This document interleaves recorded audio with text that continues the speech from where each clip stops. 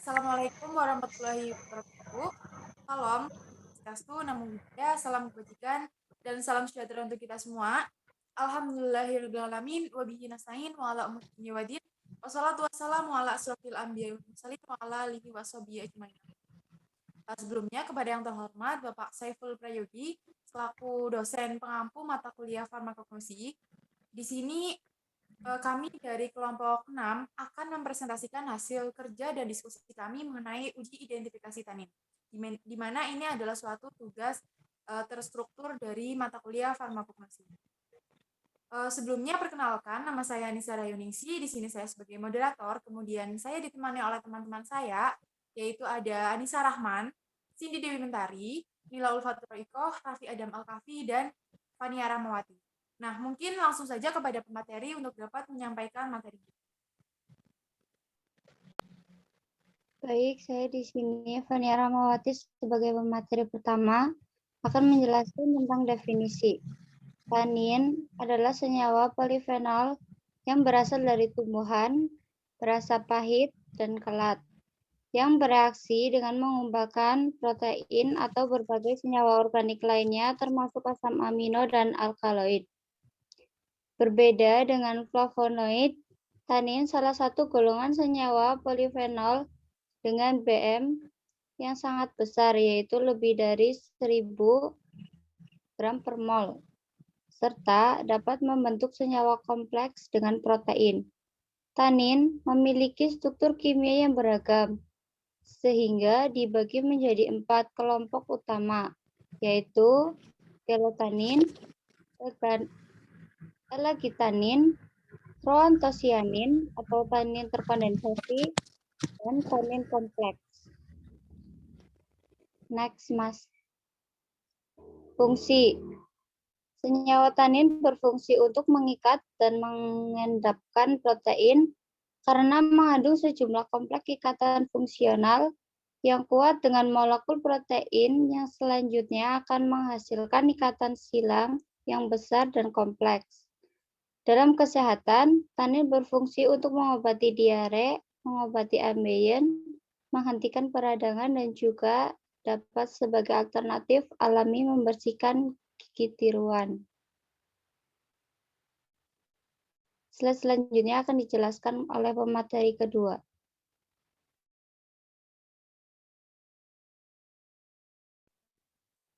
Baik, saya Anissa Rahman, selaku pemateri kedua akan memaparkan materi yaitu uji kualitatif tanin. Uji kualitatif dapat dilakukan dengan mengidentifikasi jenis tanin untuk membedakan apakah tanin tersebut termasuk jenis terkondensasi, terhidrolisis, atau kompleks. Pengujian tersebut dapat dilakukan dengan uji FHCl3,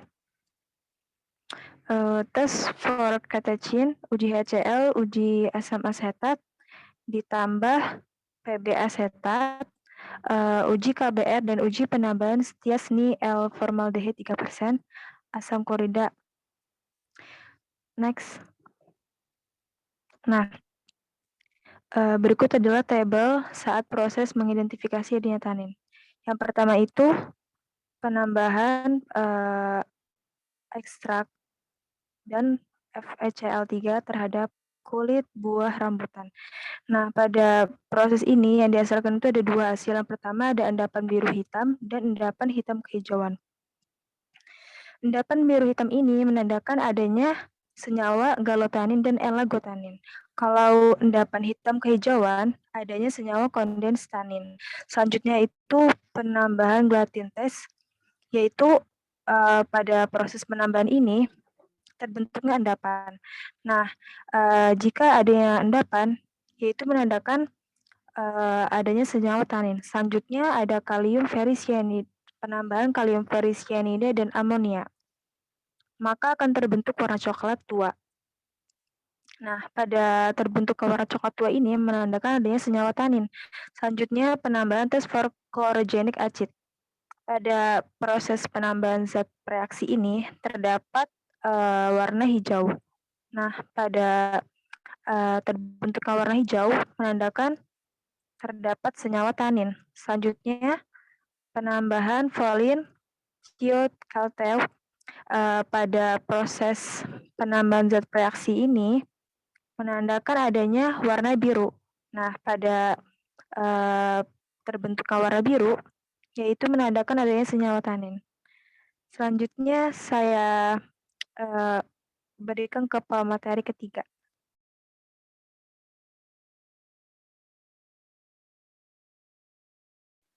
Baik, saya pemateri ketiga akan melanjutkan materinya. Next, Mas.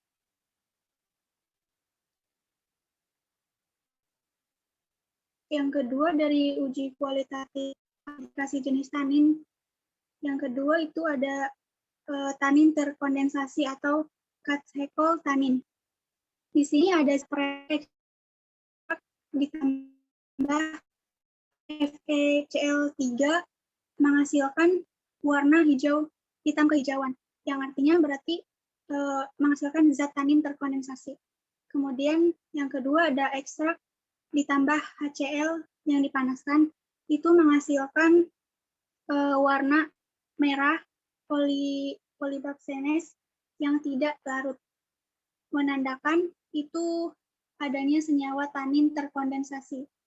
Kemudian yang ketiga ada ekstrak ditambah asam asetat 2 mili ditambah larutan asetat 10% atau 1 mili, itu menghasilkan terbentuk endapan dan menghasilkan senyawa tanin terkondensasi. Kemudian yang keempat ada ekstrak ditambah reaksi bromid atau KBr, itu menghasilkan endapan. Berarti itu menandakan adanya senyawa tanin terkondensasi. Kemudian yang kelima ada tes for katesin. Itu menghasilkan korek api menjadi warna merah pink atau warna merah. Nah, itu menandakan adanya senyawa tanin terkondensasi. Next. Yang ketiga ada tanin kompleks. Untuk membedakan tanin alkohol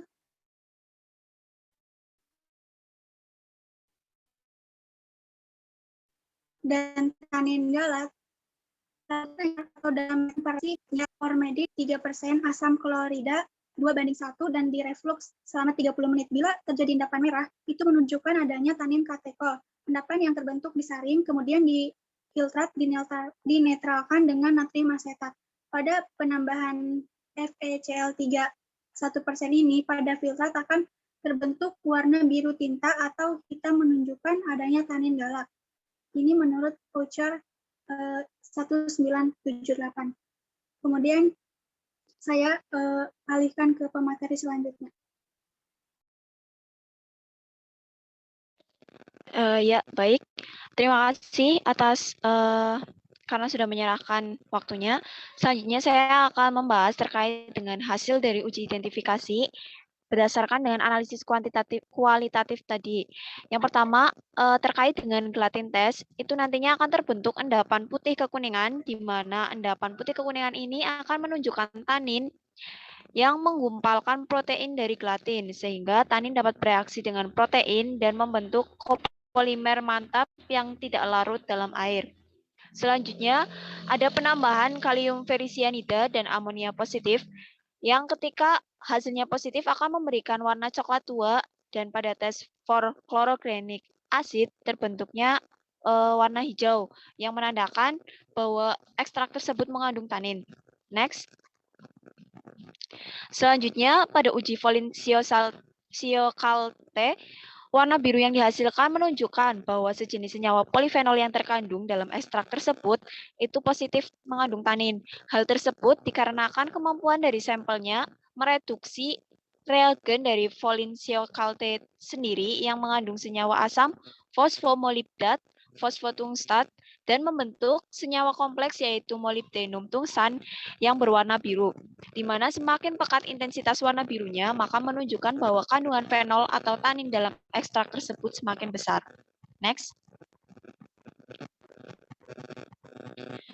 Kemudian, berdasarkan hasil dari uji identifikasi jenis taninnya, maka dapat diketahui bahwa menurut penambahan FeCl3 akan memberikan warna biru sampai hitam karena tidak membentuk katekol, yang dimana ketika ditambah dengan FeCl3 akan berubah menjadi warna hijau. Kemudian pada ekstrak yang ditambah dengan HCl kemudian dipanaskan, ekstrak tersebut tidak akan membentuk warna merah karena mengandung ikatan ester yang dapat terhidrolisiskan, dan jika dididihkan dalam asam klorida encer akan menunjukkan bahwa ekstrak tersebut mengandung tanin. Selanjutnya saya serahkan kepada moderator. Ya, baik. Terima kasih kepada semua pemateri yang sudah menyampaikan materinya dengan jelas. Mungkin di sini kami sebelumnya mohon maaf yang sebesar-besarnya bila ada kesalahan kata atau kekurangan dalam penyampaian kami maupun materi yang masih kurang dan masih terbatas. Mungkin itu saja yang dapat kami sampaikan. Sebelumnya kami mengucapkan terima kasih. Billahi taufiq wal hidayah. Wassalamualaikum warahmatullahi wabarakatuh. Waalaikumsalam warahmatullahi wabarakatuh. Waalaikumsalam warahmatullahi